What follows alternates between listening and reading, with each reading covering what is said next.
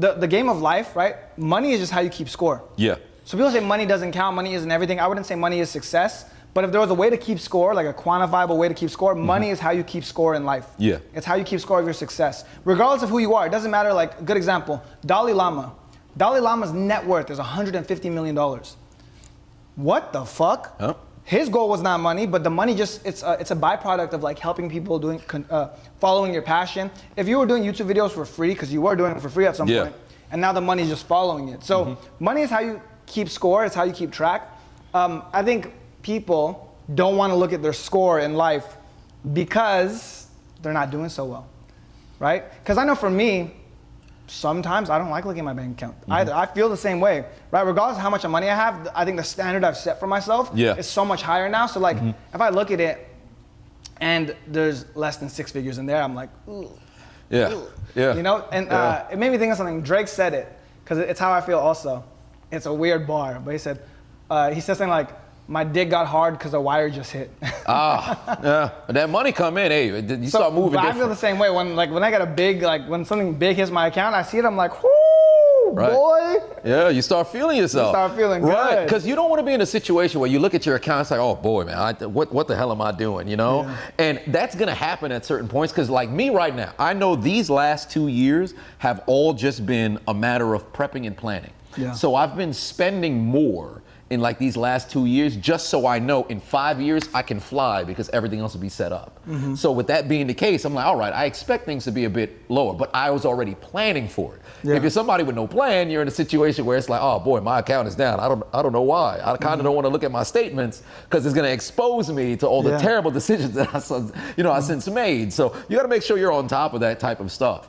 You know, it's incredibly important. Yeah, I think, and it's weird too, because you're always going to set a new standard for yourself. I think making a lot of money really fast really set me up for disappointment, to be honest, because when you like catch a hit like that, you make a lot of money really fast, everything after that's going to feel mediocre. Right? Because let's say 1 month I'm making 7 grand a month, but the next month I do 150 grand. Any jump, like let's say, and then after I do 150 grand, I go back down to 50. I'm going to feel sad that I'm only making 50 grand a month. Because of the peak that I set. You know, I think for me, my all-time like record month for myself personally, I did like $240,000 in 1 month. That went straight to my bank account. $250,000 in a month. Oh, net. Yes. Yeah, because a lot of people, they have to quantify between net and gross. The business did millions of dollars that month. I cleared $250,000 in 1 month. Beautiful. And I was looking at that the other day. I was like, fuck. And I looked, and that I've never really been able to hit that again, which is why I've been real motivated lately. I've been texting you at 4 a.m. like, let's go, let's do this. Even today when you got here, I had stuff on the whiteboard. But once you set that standard, everything feels mediocre. And the more I think about it, the more it hurts my soul. Like I could look at something, I made 70 grand in a month, and I feel real shitty because I'm like, oh, I made. You didn't reach what you used to. Yeah, like I'm making 20% of what I used to do, which is ridiculous. So I think one big thing, like if you do it the right way and you build it correctly, and you have this constant like increase, that's where it feels good. And then you have to have the understanding of what it's all about in the grand scheme of things, because once you get that peak, and then it's like, oh man, I'm at the highest I've ever been at. You know there's gonna be a down, but then when the down comes, it sucks. Yeah. So it's like you're on a roller coaster, you're on the way up. It's like, all right, oh, this is cool. You have all the anticipation. And then when the down goes, you're like, oh, I wanna kill myself. This is brutal. And the thing is, like, if you look at, because I have to think about it in perspective, I have to zoom out a little bit. Yeah. And I'm like, okay, I'm upset about $70,000 a month. I used to make 7 grand a month. Right. So what am I upset about, really? Yeah, perspective is important. And I think that's why you have to write it. If you write everything down and then you have it in front of you. Because just like that same scenario, somebody who's making, or I should say at the end of all their expenses or whatever, they're probably going home with, let's just say, an extra 1,000, maybe 500 to extra 1,000. Then they could pick up that additional job or whatever the case is for that set period of time. Now you're coming home with maybe 2,000, maybe 1,500, more than what you had. They feel good about it. You feel good. But then once you reach that point and you start to set up the systems, you go and you get that house. Maybe you get that car. Maybe you get that new account or whatever the case is. Or maybe you buy those new clothes. You go on that trip or whatever it is.